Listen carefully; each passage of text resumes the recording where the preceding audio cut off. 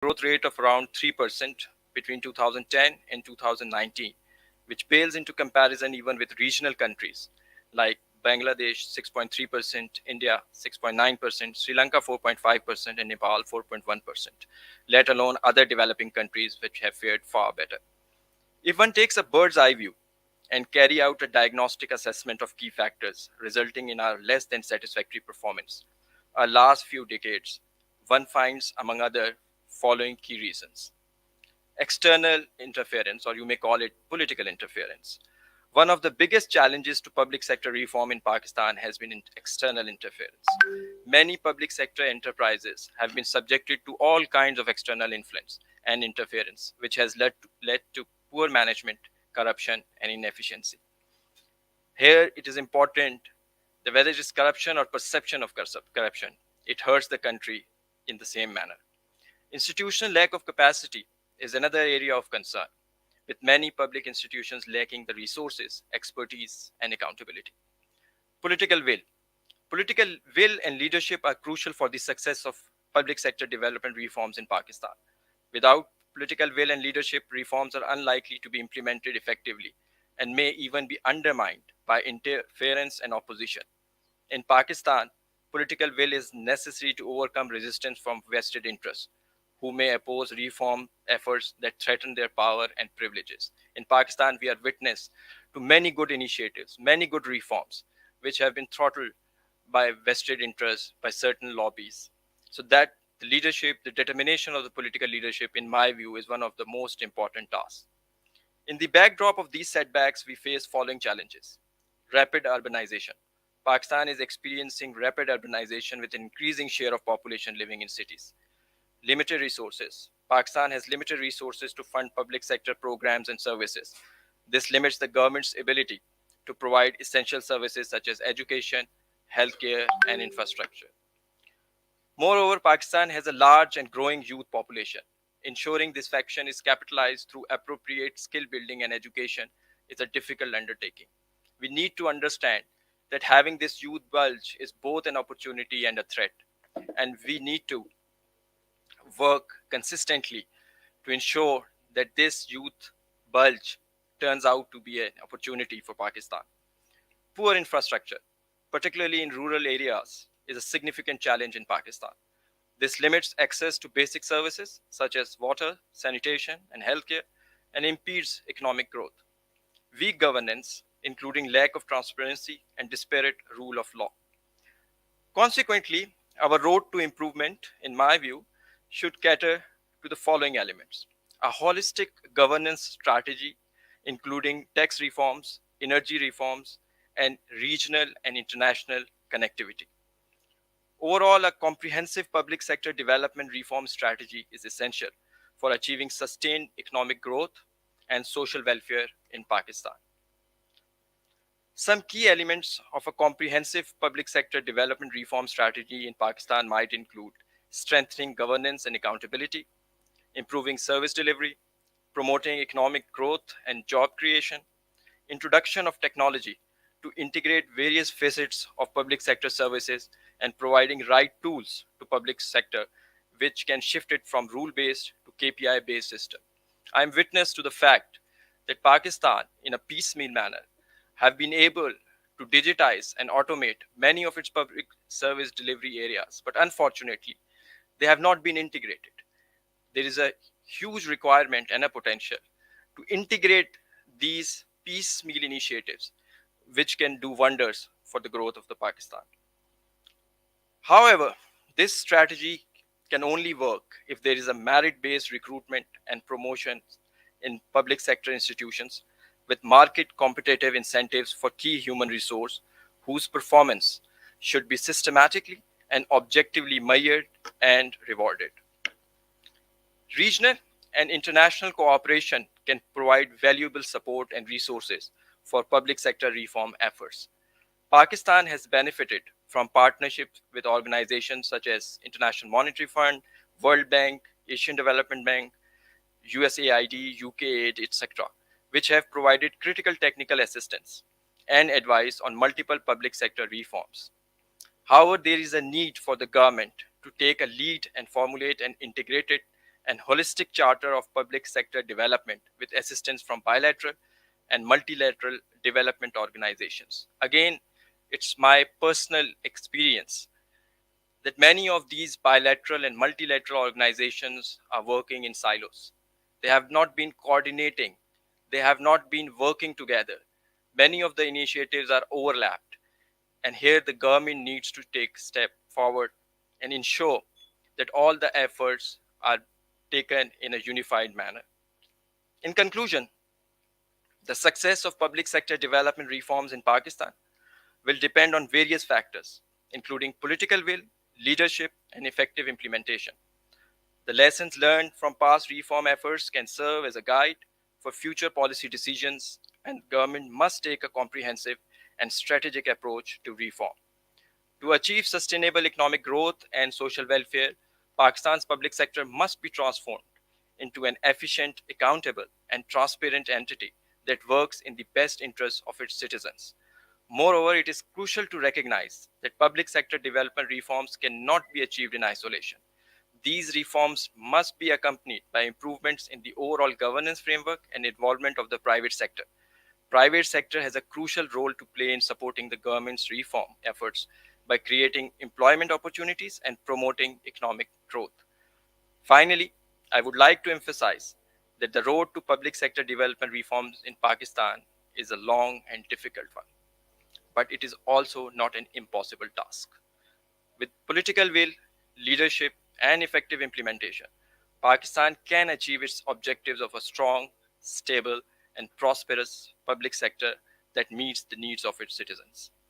It is my hope that this note has provided some insight into the key lessons learned from the past reform efforts and the opportunities and challenges that lie ahead.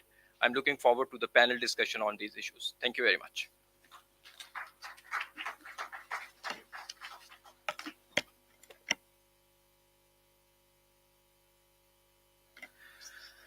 Thank you very much, Abbas Naqvi sir. And please give a huge round of applause for such a fabulous keynote.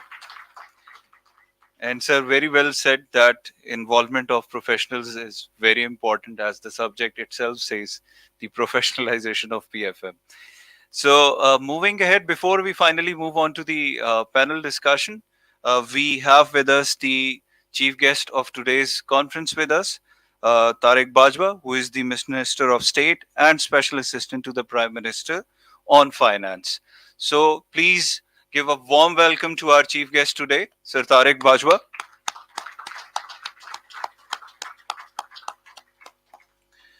So, sir, I would like to call you on the stage for your keynote address on evolving role of senior finance leadership in the public sector. Thank you.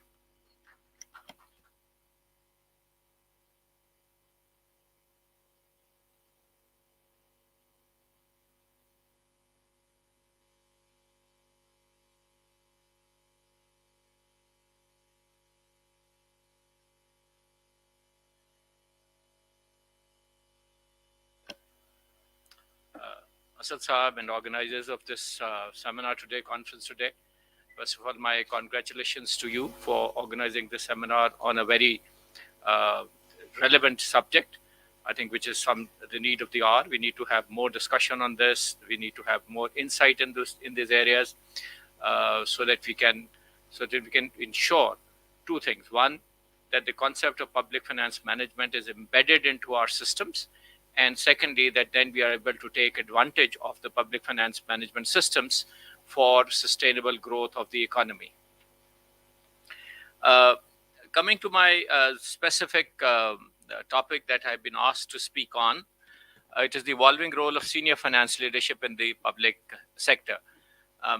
I would understand from this is that we're talking about not only just the bureaucracy, but the senior leadership in the finance, which would include the political leadership also and the technical leadership also. In just to contextualize the subject, finance has a larger than life role in the running of the government in Pakistan.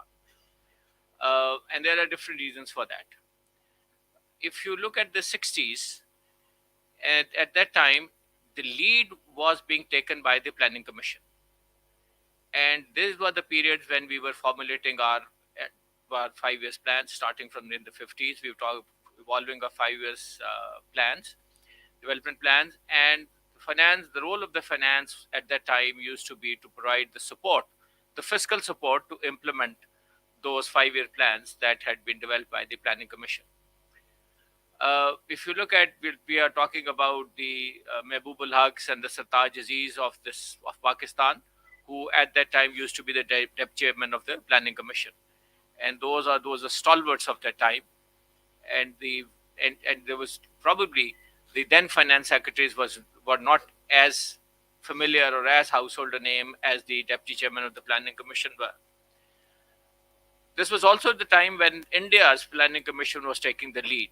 When we talk about Manmohan Singh and Dr. Ahluwalia and others who were taking a lead in the developing the 5 years plan and charting out a roadmap for the development and prosperity of the two countries. However, over a period of time, the 5 year plans have now fallen out of fashion, and we don't have a 5 year plan. So the space that was provided, the finance ministry, the Planning Commission started taking a back seat, and the finance ministry has now assumed the role, partially the role of the Planning Commission also.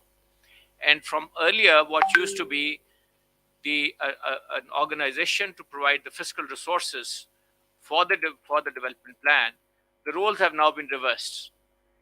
The finance division now comes up, or the finance ministry now comes up with the fiscal space that is available for the public sector development program, for the planning, for the annual plan, development plan that we have. And the Planning Commission then cuts its role according to the envelope that is being provided to them. One other reason for this is that our fiscal deficits are becoming more and more pronounced every year. And as a result of that, the fiscal space that is being outlined to the Planning Commission is cut during the year. Whenever there is a cut to be made, the easiest choice is to cut the development program. For example, if we have let's say 200 billion rupees gap in our financing, so what do? What options do you have? As far as the running of the government is concerned, it is fairly inelastic. You have to pay the salaries, you have to pay the pension, the employee, other than the employee related expenditure is only a very small part of the total. So the option that you are left with is either put in more taxes or you cut down on the development expenditure. And more often than not, the development expenditure is the casualty. So this makes the role of the finance division the prima donna in the running of the government. On top of that, because we have been continuously being in and out of the IMF program, the point of contact of the IMF is with the finance division. So that further enhances the role of the finance division, and the finance division becomes then the monitor of all other divisions to ensure that the IMF program is on track and is being implemented. Now, if we talk about, this was just to contextualize the role of the finance division in the running of the government as of today. What is the evolving role of the finance leadership in the public sector? I think there are, to my mind, the most critical role today for the finance leadership is to create awareness. Is to create awareness within the government, within the cabinet, within the federal bureaucracy, and then outside the government's echelons, and overall to the nation also, of where the country stands as of today. We have been running the twin deficit, the fiscal and the current account deficit now for many, many years.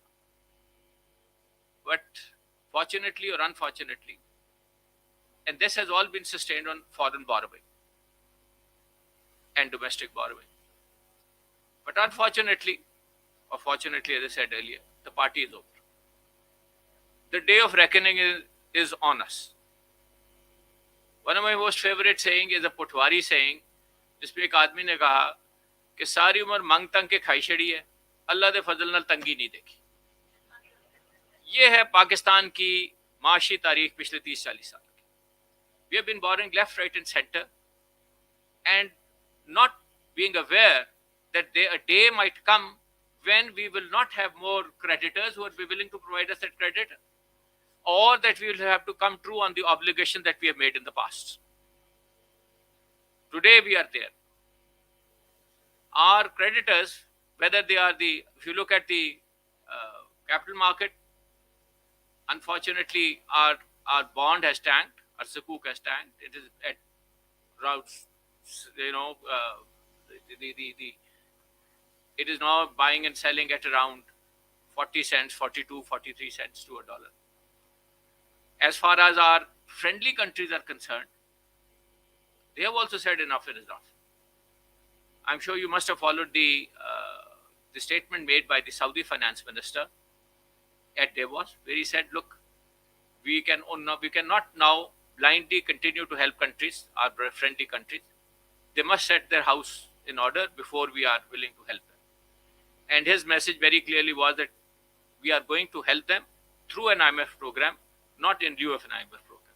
An IMF program, of course, would put on all the austerity measures that need to be taken, all the course correction that has to be taken, and it is a very clear message from our closest of the allies also. So this is an awareness that we have to make, the finance division has to make, the finance leadership has to make to all and sundry. That within the cabinet, within the federal bureaucracy, and to the nation as a whole also. That there is no more business as usual. Unfortunately, this realization has not truly dawned on most of us, or rather the overwhelming number of us. See, it is a very favored topic of after dinner discussion. महंगाई है, inflation है, हालात खराब हो रहे हैं. But I challenge myself to see, and I do some introspection, and I ask you to do the same also. That if I see myself, I see my family, my friends, and those around me, despite everything that is going around us, we have not changed our lifestyle even by an iota.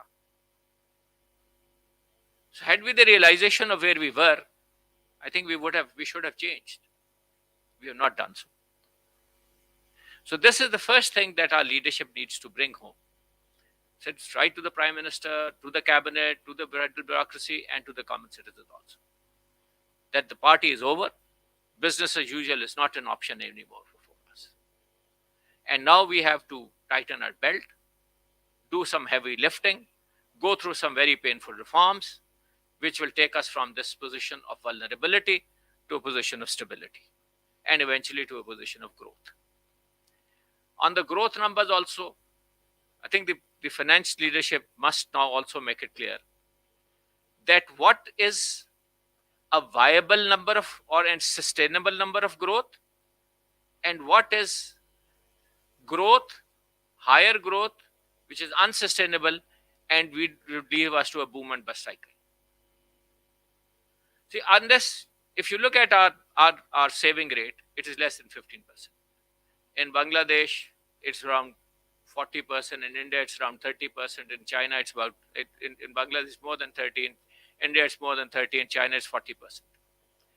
So they are generating their own domestic resources for growth. Saving plus consumption is equal to investment. Our entire focus is on consumption and very low saving. What happens is, why do we go into a boom and bust cycle? I think many of you would know it, have a better understanding of it than I have. As a student of economics, my understanding of it is that when you want to go to at 15% of saving rate, our sustainable growth number is 3, 4, 4.5% average growth rate. Whenever there is a desire to move to 6%, we have to heavily borrow from the international market. And then that leads to a high, unsustainable current account deficit. And from a boom cycle, from a boom position, we go into a bust position. And this is what has been happening. This is the cyclical economic history of Pakistan if you look at the last 20-25 years. And I'm not being political here. I'm not blaming A government or a B government or C government. I think all of us have done the same thing. And not realizing that what is sustainable and what is not sustainable. So the leadership in the finance also has to make everyone realize what is a sustainable rate of growth till such time that we improve our saving rates, that we ensure that the bulk of our GDP growth comes from our own domestic resources. It is not going to happen. Until such time, we should go to a manageable level and not go through this boom and bust cycle every 4 or 5 years. One part of the saving is also the tax to GDP ratio. We must now bring in more taxes in order to ensure that our fiscal deficit is also brought to a sustainable level. It is not good enough. It is not the best tax policy to tax those who are already being taxed. It's a lazy tax policy, let me call it that. Already people are paying 17% GST increase. Let's increase it to 18. That's what we have done recently also. And why do we indulge in that? Because of our poor governance. Pakistan is a poorly governed state. And every day is unfortunately worse than the previous day.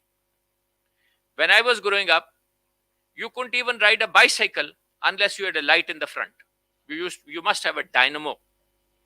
Two of you could not ride on a bicycle. As school children, when we would be going through a thoroughfare, and there would be traffic cops standing. One of us would get down and walk that distance till we were out of the sight of the traffic policeman. Today, you have a motorcyclist.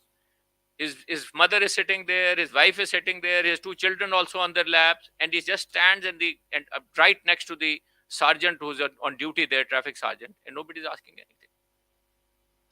So this, because of our poor governance, that is also reflective on our tax collection.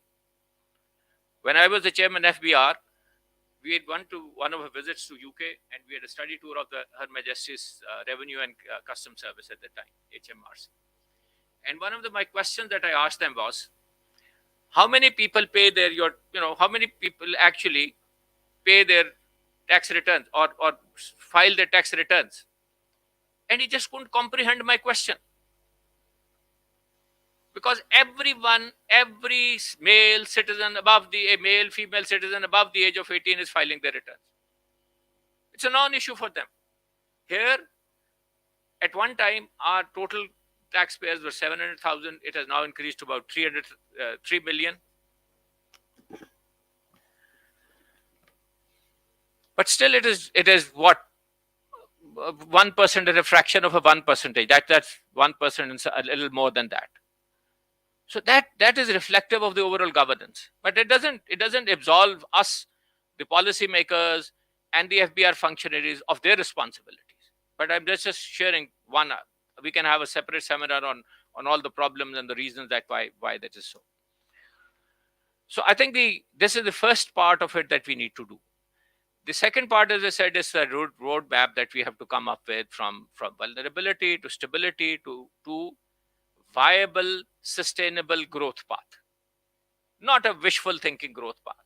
When the governments come in, everybody wants to show a 6% growth rate so that they can throw it at the opposition's face. That is not good enough. What is important is to have sustainable growth over a longish period of time. And another area that the financial leadership has to come up with is with policies. And with policies that hopefully transcend the political changes in Islamabad, which is the most difficult part of it. It's very interesting when you look at the manifestos of most political parties, or at least the mainstream political parties, whether it is the People's Party, or whether it is the PTI, or the PMLN, they all talk about the economic parts of the manifesto. They all talk about the same things: privatization, sustainable inclusive growth, higher tax to GDP ratio. But when they come into power, they do exactly the opposite.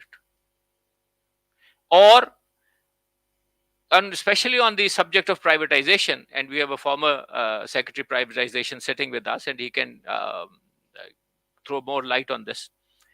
Whenever there's a government in power, the opposition feels that it is their duty to oppose the government. Although their own manifesto says privatize the state owned enterprises and cut down on the losses. But they feel duty bound to oppose everything and anything that the government wants to do. So this is something that we need to come up with policies that can transcend this political change, whether it is on privatization, whether it's on resource mobilization, resource generation, whether it is on conservancy, energy conservancy, or other major areas that you can talk about, or austerity measures that we're talking about. So, or agriculture policies, or labor policies, or trade policies, or international, foreign direct investment policies. So, you must come up with some area that there is at least some general consensus about it. I think the leadership in the finance has offered it, and something that we need to live up to is that we must come up with at least one minimum economic agenda, which all political parties should need to abide by. And if that is possible, if that is something that we are able to achieve, I think the country can be in business. Otherwise, if you go around, I'm reminded of the one of the press statements of the Chinese Consul General in Karachi. The Chinese are very cautious people, and the diplomats are even more so. They have to choose their words very carefully, because the import of each word that you use is different, especially in the diplomatic language.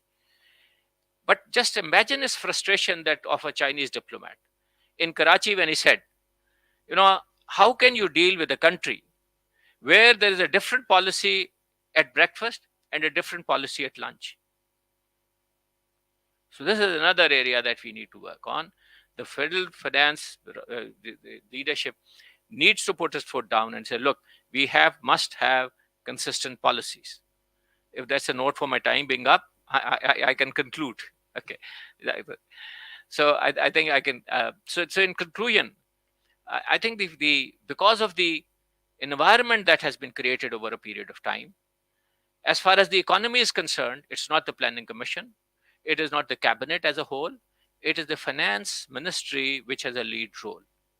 And the leadership in the finance ministry must now come up first, as I said, one, create awareness, educate the people of where exactly we are, come up with policies that is going to take us from vulnerability to stability and eventually to sustainable growth, and then try to evolve policies which cut across the political divide so that we don't have to change them every time there's a change in the government in Islamabad. Thank you very much.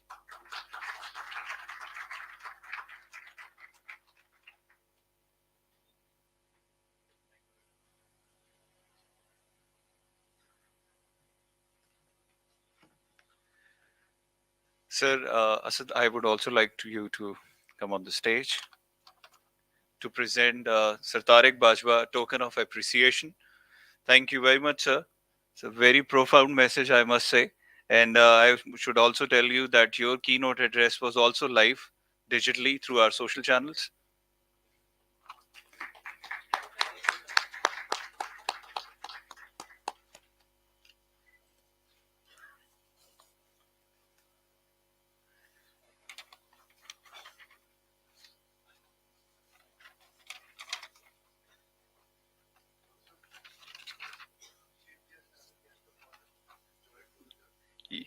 Yes. Fahad, if you can also join. Ji, sir. I'm joining.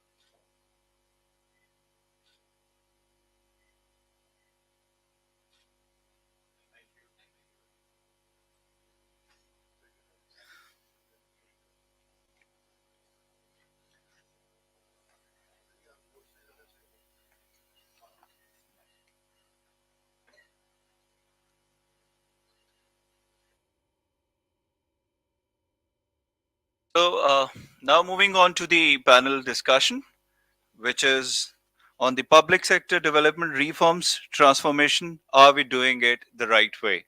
So I'll start with the introduction of our moderators for today's panel discussion, which is Ms. Tehmina Shahryar.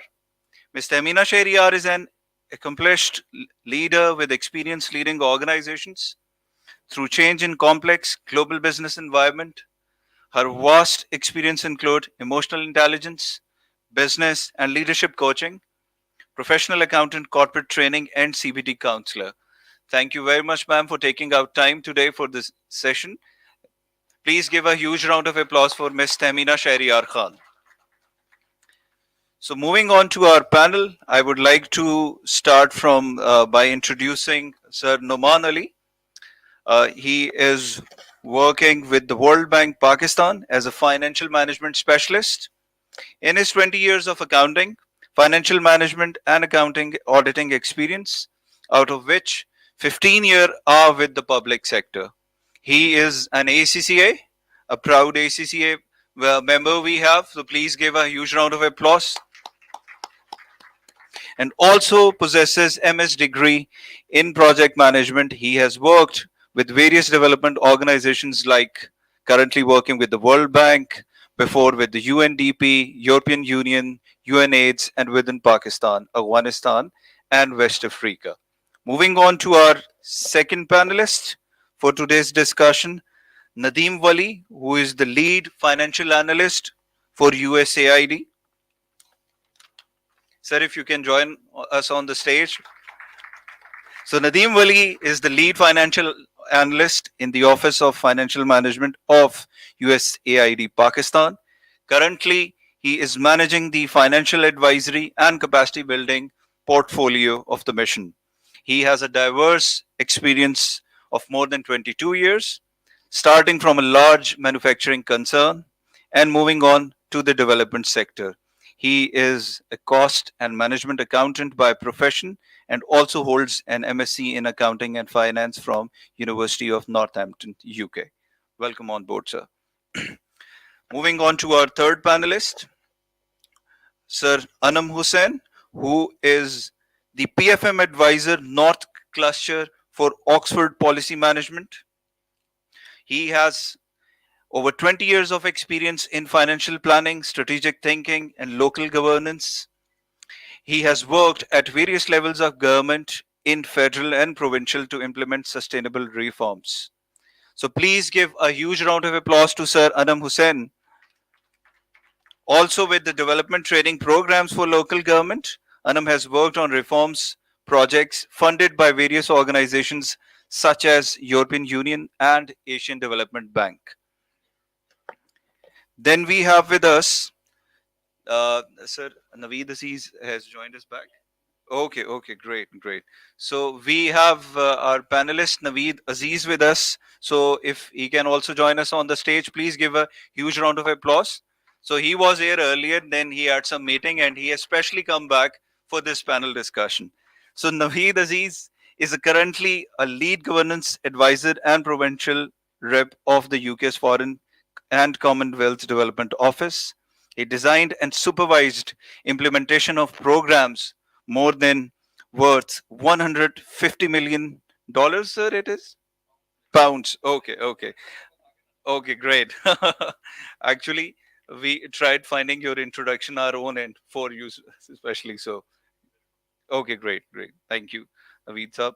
And then we have with us Kamran Rashid Khan, who is the Director General Audit, SSN, Department of Auditor General of Pakistan with us. So please give a huge round of applause for all the panelists. Over to you, Tahmina, for the discussion. Thank you.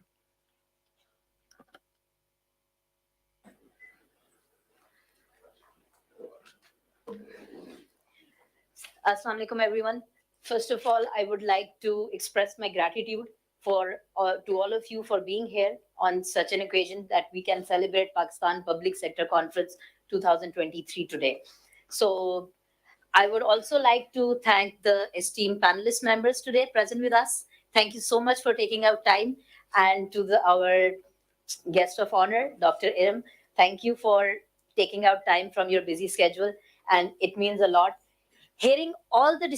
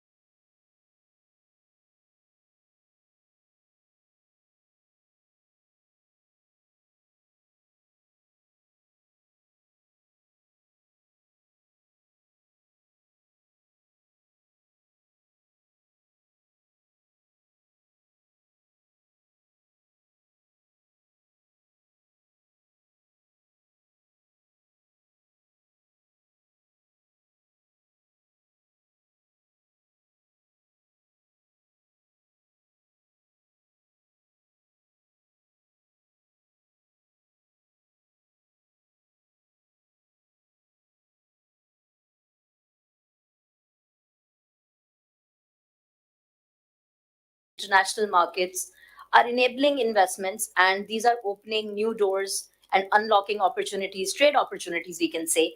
So these actions actually help to mitigate the external risks faced by developing countries like Pakistan.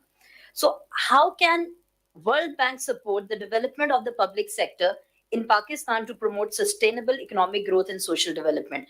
As just Kamran sir said, that it's time to move towards implementation. So if we talk about implementation, what is the role of World Bank with regards to that?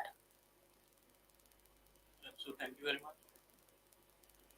So, talking of World Bank interventions, it is, you can say it's a long list of intervention, which has been happening and from a very longer period of time.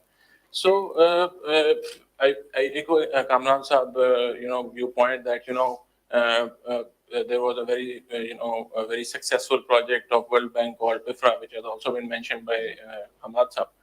So there was established, through this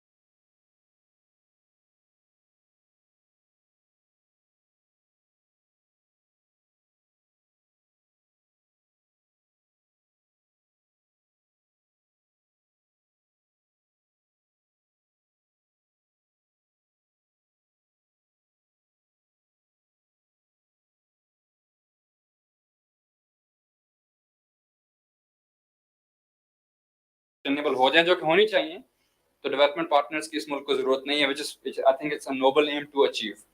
तो हम इस नजरिए के साथ काम कर रहे हैं कि within next 5 to 10 years we should be out of this business of supporting government, and government should do these things on our own. Having said that, Interesting perspective. all reforms are, I think, they're dynamic in nature.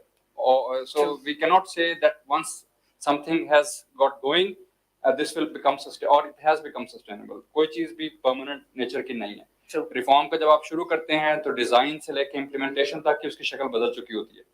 तो I think sustainability से ज्यादा important ये है that you keep the momentum going, और जिस तरह change आ रही है you are adaptive in your programming, and government is also adaptive in terms of absorbing that support. और सबसे बड़ा we rely on government, we should rely on government. थोड़ा सा हमें गिला भी होता है गवर्नमेंट से एट टाइम्स के जी जो थॉट लीडरशिप है that should come from the government itself rather than development partners. We are not there to give government templates कि आप ये करें और ये करें और इस तरह करें, ठीक है. They know what to do and they know how to do it. तो हाउ वाले पार्ट में wherever our support is there, even if it's on the margins, I think that should be welcome. You're So giving this that. is the approach that we have taken. Wonderful. Thank you very much. Thank you so much. One thing I have noticed here that what was mentioned was a sustainable approach, and how FCDO is I would say achieving that. It's in a way of collaborative approach. So what we see here is that we were talking about having an integrated approach, and I think FCDO has been successful in achieving that by developing all those collaborations with the governmental bodies and the public sector organizations. So good work. Thank you so much. So coming to Nadeem Wali Saab, I understand that public financial management and procurement are at the heart of, I would say, the key pillars of achieving public financial management reforms or public sector reforms. So what role do you think can USAID, now I'm asking, can USAID play in driving public sector reforms and transformation in Pakistan? We know USAID played a very impactful role already, but we are talking about the future now. Sure. Thank you so much for the question. And in public financial management, and especially if you talk about the governance, USAID has been playing a vital role for many years, for many decades, I would say. We are working in different technical sectors like health, education, agriculture, economic growth, governance. But talking particularly about the public financial management, we are working with the federal and the provincial departments in different sectors. I'll come to the specifics later on. We are also working with the SCI, the Auditor General of Pakistan, and we are also working with some autonomous bodies under the government of Pakistan, which are our direct implementing partners. Talking about the procurement, as you mentioned, it's one of the very crucial part of the PFM cycle, we must say. And as Mr. Numan has mentioned, the real-time information is key to the efficient decision making by the government sector. In this realm, USAID is recently been working with the procurement authorities, with the KP Public Procurement Authority and the Sindh Public Procurement Regulatory Authority. So in terms of the digitization, which was already part of their act, the PEPRA Act, USAID has partnered with both the entities to develop the e-procurement systems. It's a real-time, internet-based dashboard tool available to all the procurement entities within the province and to the vendors as well. Oh, nice.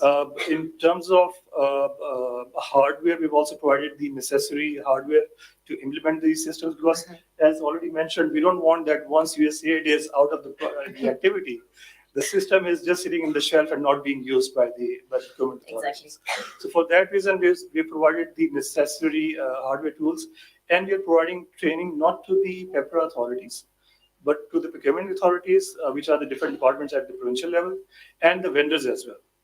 To our surprise, we were expecting a pushback from the vendors because due to the reasons we all know, from switching from manual to a digital platform, there are multiple reasons to resist the change. But to our surprise, vendors were more welcoming. The comment was that it's our lives will become much easier by adopting this new tool. So apart from this, we are also engaged with government departments in different provinces, especially in KP and Sindh. In Sindh, we are working with the Planning and Development Department, where again we have digitized some of the key processes of the government. starting right from the budget formulation, as was mentioned in the morning, the ADP, the Annual Development Plan formulation, to the PC1 till 5, and then the monitoring part, the Right. project monitoring as well. So all these three systems have been developed in the partnership with USA. The systems have been handed over. Right. Now, the difficult part, again, I must say, Challenging part. the challenging part is that there's a rotation of the bureaucracy within the government. And it's really hard to, convince every incoming project director that this is something which was asked for and it's really necessary for your department. So the key to that is, again, to get the buy-in from the higher management. And we were lucky enough to get that. And the adoption part is that the chairman of PND has asked everyone to process the PC1s in the system, otherwise would not be considered. So it's kind of a success that we were looking for, but again, it's challenging for the donors to get the buy-in from the management every time the project director is changed. So these are some of the contributions that USAID is providing and hope to provide in future as well. Thank you so much. Thank you. Wonderful. So we are hearing that a lot of strategies are being implemented by our partner organizations in the public sector reforms, and all of them are actively participating and contributing to the public sector reforms. So coming to Anam Saab, to you, one of the many concerns to improve public financial management in Pakistan is finding the right fit. So when we say finding the right fit, do you think that we have the right fit strategy? And asking you as a having some experience in the policy making, what strategies can be used to improve public financial management in Pakistan and promote, again, sustainable development to get these organizations out of the business, as Naveen Saab said? Thank you very much. First, I would like to thank ACCA, ACCA for inviting and having national conference. Thanks Thank for you your so much. question. It's a very pertinent question. I would like to say the SNG is working for last almost 10 years on this. And pointing out this, SNG is working on at policy level, designing policy with finance department, PND department, with local government, just for sustainability, and it's not working in silos. We are working, creating synergies. We are working with GAV, what other partners are doing, what different USAID or and we the main thing is that in SNG1, what we learn from SNG1 and come to we go to the institutionalization. We have just recently designed the PFM Act. With PFM Act, it's embedded in PFM Act to have multi-year budgeting, Right. to have procurement, right procurement. You have asset management policy. You have asset management guidelines. For local governments, you have a pure performance act and MLE framework also. So we have SNG Punjab with the support of FCDO is working on this to create synergies for sustainable local government, for sustainable departments, and have more support on budgeting and planning. Similarly, we are working for project appraisal, procurement, and for financial assets also. So we are working on all these areas, and we are working for end-to-end solutions. Start from the need assessment, what are the problems, and where we end up at the end. How we hand over these things to the government, to the bureaucracy, and from there they took up. And because government has to do it, we are just supporting. We just give the technical support to them, but government has to do it. Take from there and implement it. Nuance rightly said we should have digital real-time data for them, so that they can use that data, they can use that reports. We build the reports. Many of the reports are built on health, education, expenditure management, but that the government has to use it, the bureaucracy has to use that reports, and build on that reports, make good decisions on that. For next budgets, they should review these expenditure reports, non-salary budgets, non-operating assets, and all these analysis. They should use that in their next budgets, in next decision making. For last 4 years, we are working pre-budget consultations. It's a very good initiative that SNG is doing. We have all the stakeholders from private sector, public sector, academia, all that come, and we have their input in the budget. We tag them, we record that their input must be added in the budget, in ADP, in current budget, and that should be reflected. That's how SNG is working with the support of SCP. Wonderful, wonderful work. So coming to you, Numan Sab, how can World Bank work with other stakeholders in Pakistan, including civil society and the private sector, to promote public sector reforms and transformation?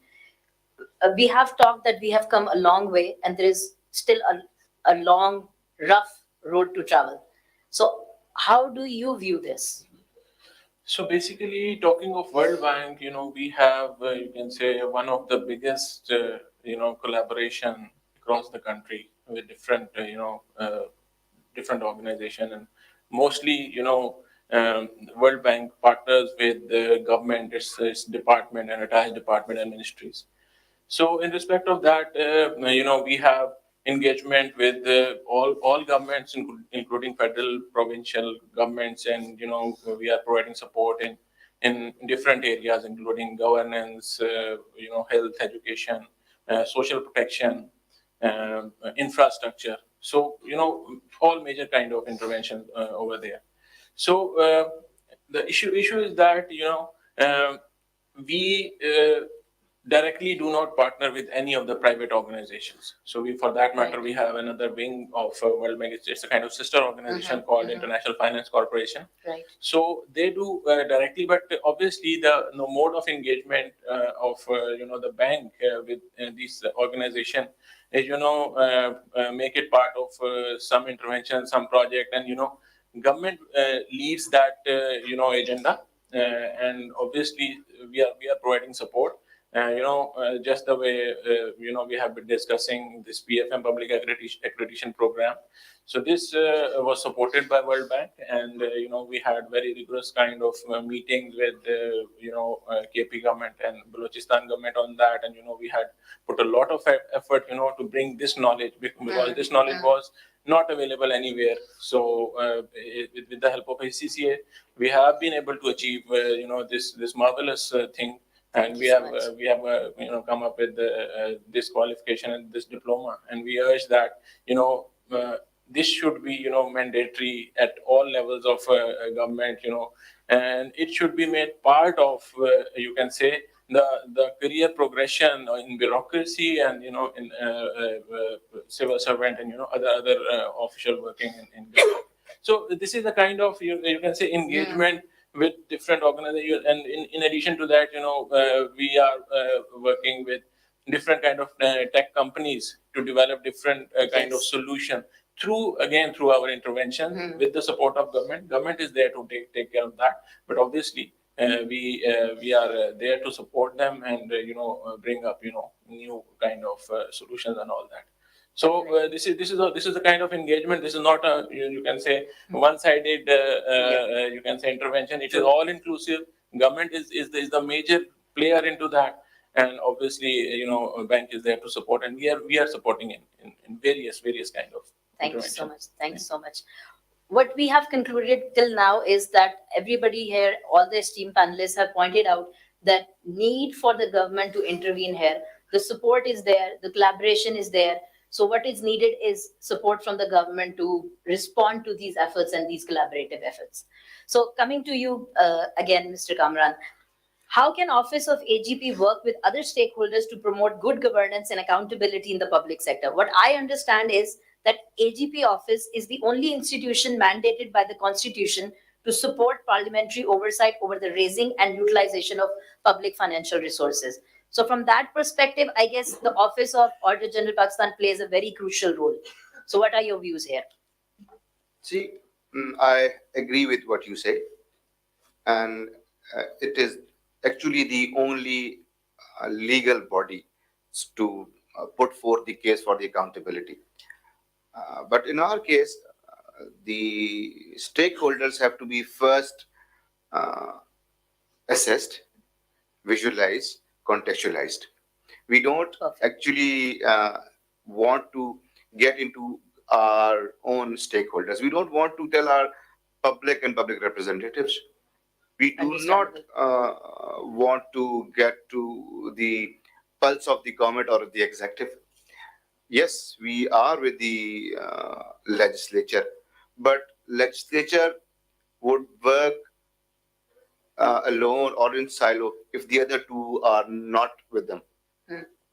So I think that there is a requirement for creating an awareness for the stakeholders to let them understand what audit is and how audit is important for them and how audit is important for the betterment of the society through accountability. Rightly put. See, now there is a regime change in the AGP office as well, because now we have worked towards going to participatory audits, citizen participatory audits. Right, right. We are looking for at the requirement of the public towards what should be audited. We actually post it on our website to seek the guidance from the public. Yes. However, it is still a nascent idea, or the niche is too small. But I think with over the period of time, when this paradigm shift is properly propagated, we'll be able to have more input from the right stakeholders, and that would, I'm sure, lead to the accountability cycle. And in this, my opinion, and probably the opinion of the Auditor General, would also be looking towards two-way communication. We are not looking at one side communication and just telling us what we do. Yes. We have to look at their aspirations. We have to actually look at their need. We have to look at their requirements so that these requirements are translated into the audit policy, strategy, and implementable strategy for this inclusiveness. You see, I've always, I initially said that we are looking for inclusiveness. So audit is cannot, or audit should not be living on a different paradigm. It would work better if we are looking at the aspirations through their inclusiveness, to the inclusiveness of the our client, the ones who we are auditing. If we do not ask or seek their input, how can we get to know what is actually required of them? If we are auditing an formation who is more concerned with procurement, say health department, and if we can't contextualize their requirement for the public procurement, how can we go to a good audit? Yes, So true. see, there is a requirement of communication, and audit of Office of Auditor General is doing it. Yet, it's again, I'd say it's a new idea and new approach. So the response that we expect is quite slow, but it's coming. So I think in very near future, we'll be having a good response, and we'll be able to respond to that response. Yes. So that's what I think.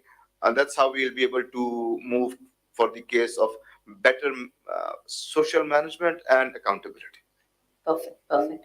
And it's really heartwarming listening to the Office of AGP refer to inclusivity and diversity. That's really great hearing all this right here, right now. So thank you so much. So coming to you, Naveed Aziz Saab, how can FCDO support the work with other stakeholders in Pakistan? Because we can see that now the government organizations are supporting, are involving all the stakeholders, as Sir Kamran has mentioned. So what is the role of FCDO in that regard? जी thank you madam तो एक तो सरकारी जवाब है और दूसरा गैर सरकारी जवाब You can give both. Yeah, sure. So सरकारी जवाब is yes, we collaborate. Okay. We love to collaborate. Everyone does, but the गैर सरकारी जवाब is we don't.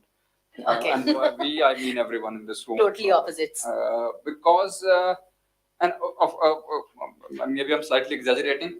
Collaboration does happen. There are formal ways of doing that, and there are informal ways of doing that. Formally, so far as development partner community is concerned, there are several donor coordination groups. There are several thematic donor coordination groups, including one on PSM. Okay. So the likes of World Bank, ADB, FCDO, USAID, at the organizational level meet quite routinely, I would say. Sometimes not so routinely, but they do, and exchange notes. And also, this is how they get to know what every one of them is doing. But it stops there. Right. And informally, of course, there are events such as these, and then we keep on meeting each other informally. So we, by and large, most development partners know what the other development partners are doing, and they mostly also know what government plans are on a particular issue or sector. But informally, गैर सरकारी जो मैं आपसे कह रहा था, we are a bureaucracy. Like the bureaucracy is, we also have our own incentive structure, Limitations. internal requirements. So there's and those incentives do not always align with incentives of other stakeholders. And with by Understood. stakeholders, I also include government, but mostly development partners. तो मैं बहुत ज़्यादा उसकी detail में नहीं जाऊँगा, लेकिन incentives are not designed in a way to facilitate collaboration all the time. Right. उसकी एग्जांपल मैं आपको दे देता हूँ कि पब्लिक फाइनेंशियल मैनेजमेंट पे there are more than at least I think 4 or 5 development partners which are active. Right. Some are working with the AGP, others are working with finance ministry, some are working at the provincial level. So they all have their business cases, their project documents, their log frames and whatnot, results framework, right? Sarkari Jawab collaboration is there. Ji. But the joint programming is not there. Yeah. Right.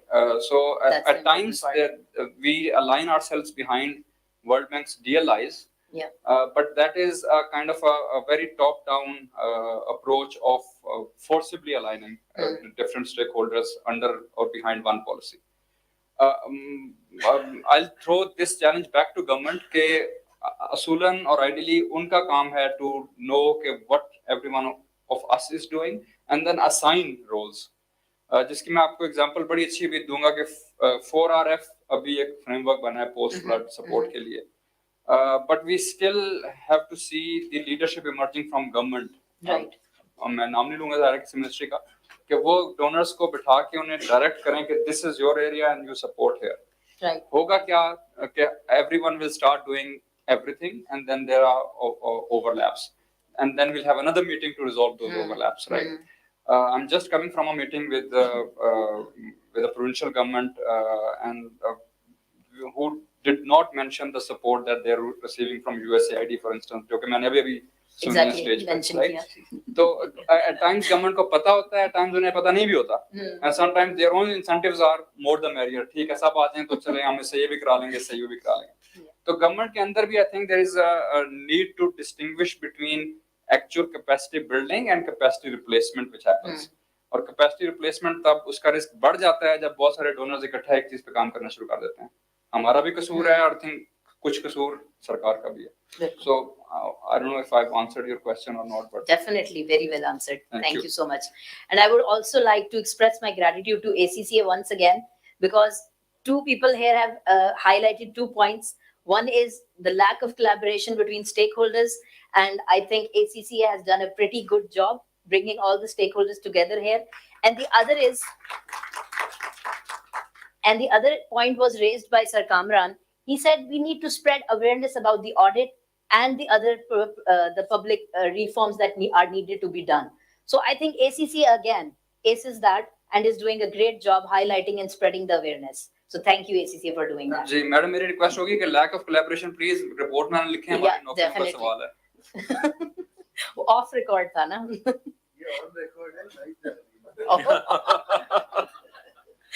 Okay. So coming to you again, Nadeem Saab.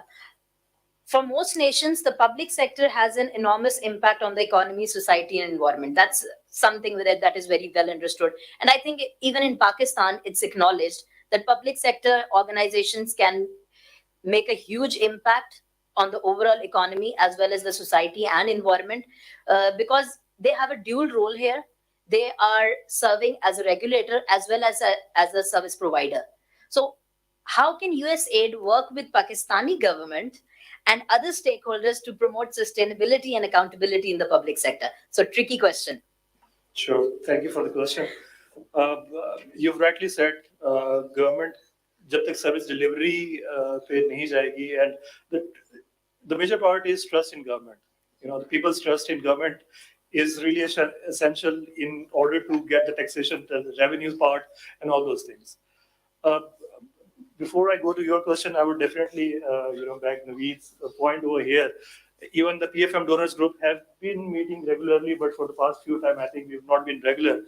But I do remember in one of our meetings, we decided that why not we host this PFM donors coordination meeting in EAD next time or Ministry of Finance next time, because the government counterpart should be the one, asking for these kind of meetings so that we can all sit together and collaborate in all the activities that we are doing, not to own. Much needed. So that's one thing. Coming back to the USAID's approach to sustainability, we tried to integrate sustainability in our designs of the activities.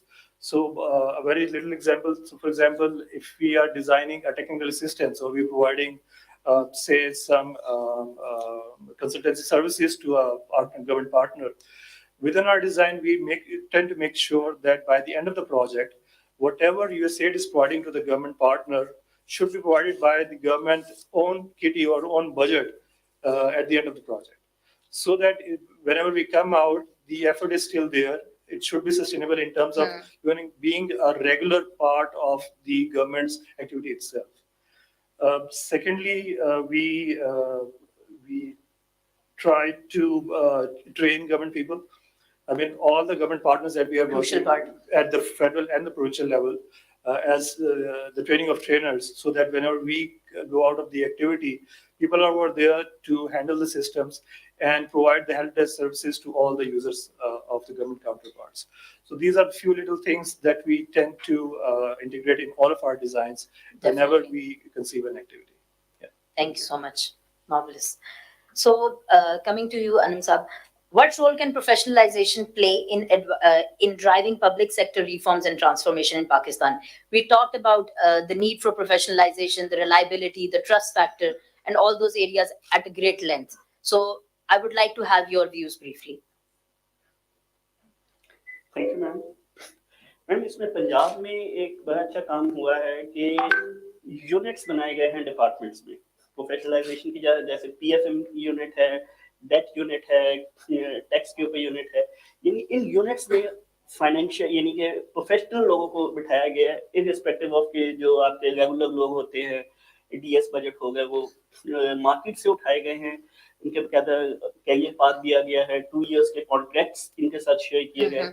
Same काम अब किया गया है local government में. यहाँ पे भी 3-4 units अब बनाए गए हैं जिसमें इन्होंने प्रोफेशनल लोगों को हायरिंग स्टार्ट की है. रिसेंटली मेरी लोकल गवर्नमेंट वालों से बात हुई थी. They have placed 3 units over there जिसमें वो डिसेंट्रलाइजेशन के ऊपर, फिस्कल ऑटोनॉमी के ऊपर, या सर्विस डिलीवरी को किस तरीके से बेहतर किया जाए. तो इस तरीके से काम स्टार्ट कर दिया गया है कि जी मार्केट्स बेस्ड लोग उठाए जाएंगे जो प्राइवेट सेक्टर में काम कर रहे हैं, उनको पब्लिक सेक्टर में लाया जाए. इररिस्पेक्टिव ऑफ कि गवर्नमेंट का एक प्रोसीजर होता है जिसमें आपकी हायरिंग बड़ा लेंथी प्रोसीजर होता है. इसमें सिंपल इंटरव्यू है, आपको बंदा पसंद आ जाता है, उसकी वो है हायर कर लेते हैं और फिर वो काम कर रहे हैं. और पंजाब में रिसेंटली काफी अच्छे रिजल्ट्स हैं. जैसे पीएफएम यूनिट है, उसको काफी उसने सपोर्ट दी है फाइनेंस डिपार्टमेंट को ही आपकी रिपोर्ट्स बनाने में, एनालिसिस करने में, आपको रियल टाइम डाटा इंटीग्रेशन करने में. तो ये एक चेंज है. यानी कि रेगुलर वर्क क्योंकि इतना ज्यादा होता है ब्यूरोक्रेसी के ऊपर, गवर्नमेंट के ऊपर, कि वो इस तरह के काम नहीं कर सकते. यूनिट्स एक अच्छा इनिशिएटिव है जो पंजाब में लिया गया. I don't know about federal level या दूसरे, लेकिन पंजाब में ये SNE1 में स्टार्ट किया गया था. इसके रिजल्ट्स काफी अच्छे आए हैं. इस तरीके से राइट हायरिंग की गई है प्रोफेशनलिज्म को इंट्रोड्यूस करने के लिए. And definitely it will consequently lead to trust and the जैसे उन्हें मार्केट बेस्ड सैलरीज दी गई हैं, ये भी बड़ा वो होता है जिसके ऊपर वो आए हैं और आके उन्होंने एक काम कर रहे हैं उसमें. Definitely understandable. Thank you so much, everyone. One last line regarding, I would say, the topic of the panel discussion, that was public sector development, reforms, transformation, and are we doing it the right way?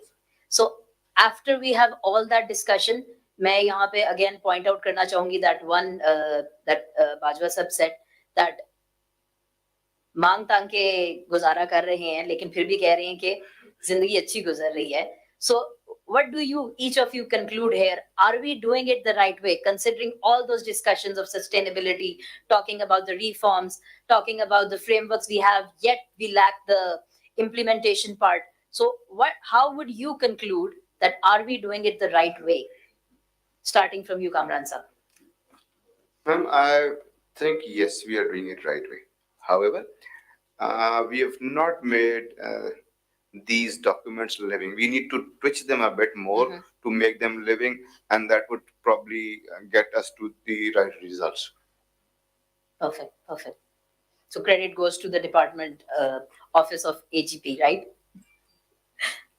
Not only AGP, but almost all of us. All the others. Because we need to align ourselves. Whatever law, whatever document that we make, we leave it at one point and do not let it grow. We need Perfect. to let it grow Yes. so that it includes the future challenges. But whatever challenge that we face, we discuss and get into that document. True, true, rightly said. What would you have to say, Sarvi? जी madam आपको एक line चाहिए Up to you. तो मेरा जवाब ये है कि पहले फॉर्म कर लें But not the फिर सरकारी reform भी जवाब. कर लेंगे तो इसलिए हम अभी तो बेसिक्स में फंसे हुए हैं ना तो लेट्स हाँ, form first and then reform Yeah, definitely. Ji Anand sir, what you have to conclude? Ma'am, And we are saying, are we doing it the right way? I would like to thank Sir Kamran Saab here that he spoke on behalf of everyone. So same with you. ma'am, we are doing but at a slow pace. Hmm. It should be more in a slow pace here. The performance or the reforms? The reforms or the performance both. Both. Thank you so much. Yes, Nadeem Saab. I would take the liberty of answering the question in two sentences. Firstly, I think the political will I've seen as the first block of PFM, that should be there. And personally, I think we need to have the right mindsets first to do the reforms right way. Definitely. Thank you. Thank you so much. Numan Saab, how would you put it? Are we So- doing it the right way? Yeah, thank you very much. So I exactly echo what Bajwa Sab said, that we are not realizing the emergency situation which we are in at the moment. I would give a short example that we are supporting government to implement treasury single account. The concept is the government money should be residing in the government main account, the treasury account Yes. account one. So at that point in time, the PFM Act is there, the working is there, each and everything, has already been done. But after that, we need to advocate each and every person sitting in department, ministry, entire department, that this is basically essential to take the country forward. We are in Yes. emergency situation, but as a nation, we all need to understand that this is the emergency, and we need to, join our hand together, Yes. to take this country out of this, problematic. Focus situation. more on Yes, collaboration. Yes. So we are doing it the right way, exactly, but the pace is, extremely slow. Right, Thank right. you. Thank you so much. Thank you so much, esteemed panel members and esteemed guests. Thank you for having me as your moderator. It was a pleasure moderating you and listening to all of you. Thank you so much. Thank you so much. We can take one question.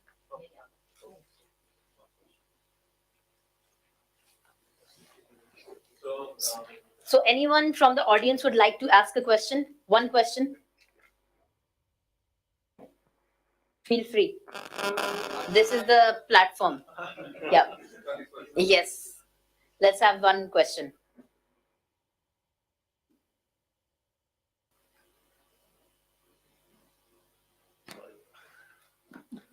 Okay, I think we have already answered many of the questions.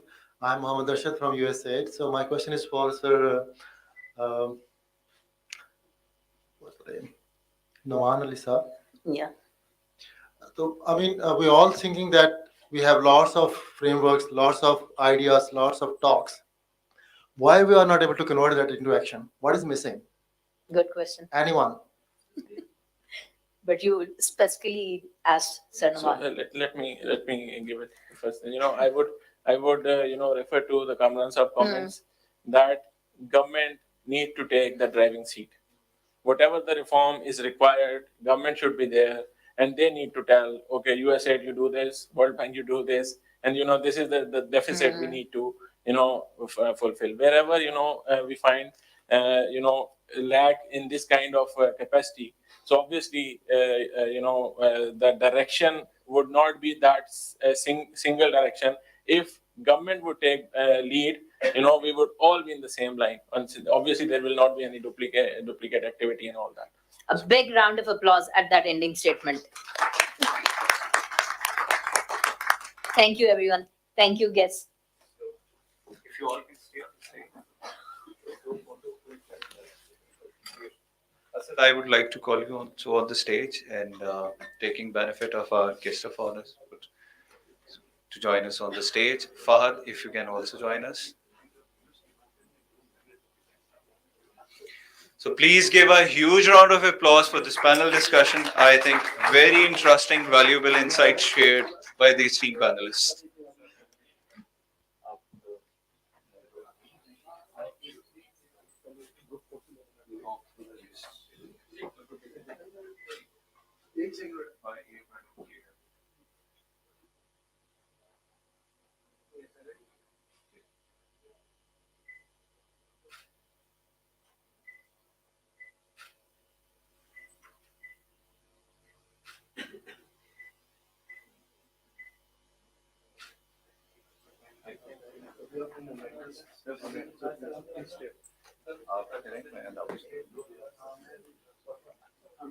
So first, we would like to present to Noman Ali.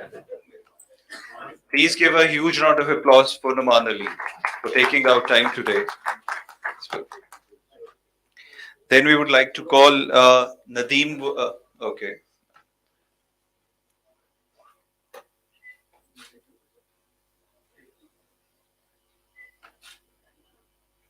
Great. Thank you, Noman. Thank you very much. Now we'd like to present the token to Nadeem Wali.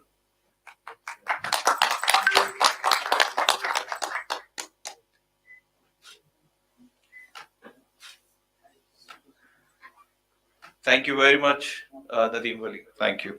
Now we'd like to present the token of appreciation to Kamran Rashid Khan sir.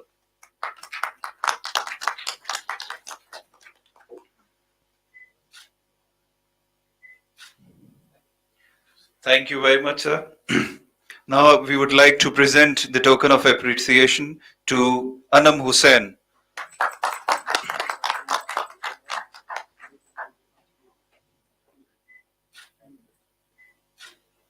Thank you very much, Anam.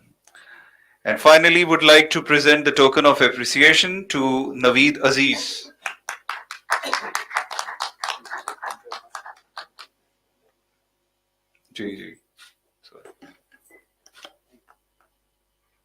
Thank you very much, Naveed. Also, please give a huge round of applause for the moderator for this panel discussion, our ACCA member, Ms. Tamina Shahryar Khan.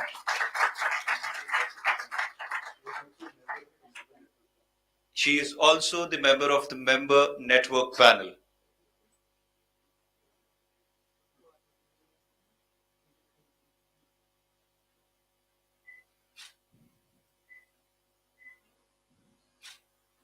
Thank you very much, Tamina. And I must say, you should continue this role of doing moderator job. Yes. Okay. So,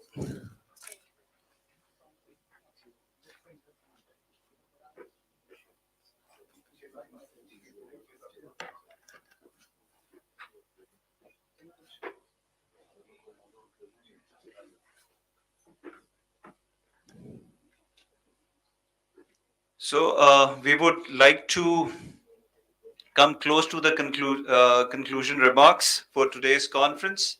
Sir, we would also like to present the giveaways to our esteemed panelists for both of the panel discussions. So if I'll name one by one our panelists for today's discussion. So starting with, I believe Salman Amin sir is not here. I can see Hafiz Qazi Saab. So if you can, sir, come on the stage. Also thanking to our one of the supporting partner for today's conference, ICMA Pakistan. Please give a huge round of applause to Asad and Fahad, if you can also join on the stage.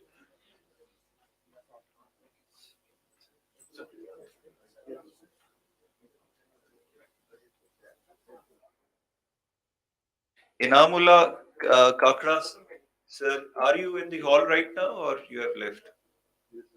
Okay, great.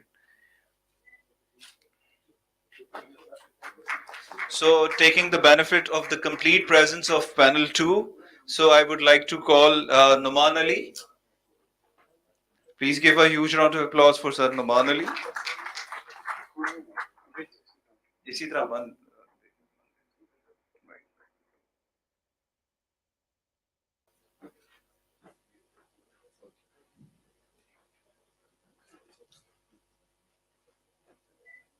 Nadeem Wali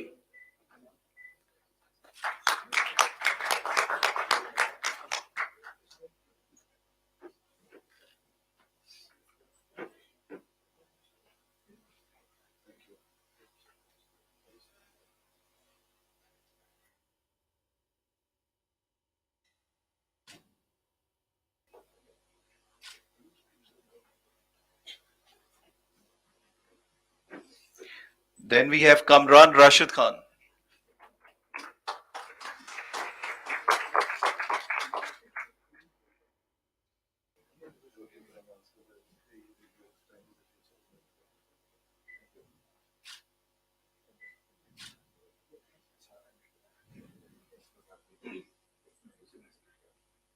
Anam Hussain.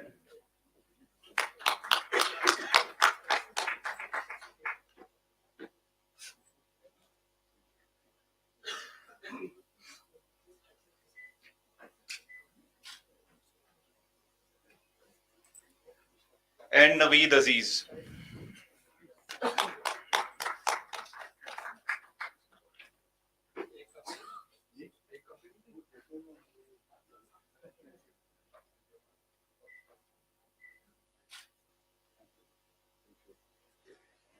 Thank you very much. Now I would like to thank all the speakers, supporting partners, and attendees for their participation and contributions. Worth mentioning the name of our partners: ICMA Pakistan, Oxford Policy Management, FCDO, SNG, Controller General of Accounts, Government of Pakistan, and our knowledge partner for today's conference, KPMG. Uh, Further, with my conclusive remarks, I also tried noticing few learning points from today's conference and the way forward. So, would like to mention few that there is a growing need for the public sector to adopt more professional approach to governance, finance, and management. This will require a collaborative effort from all the stakeholders, including policymakers, public officials, and professional bodies like ACCA.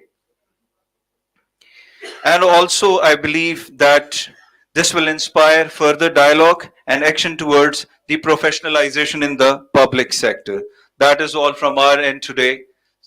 Thank you very much. Enjoy the lunch.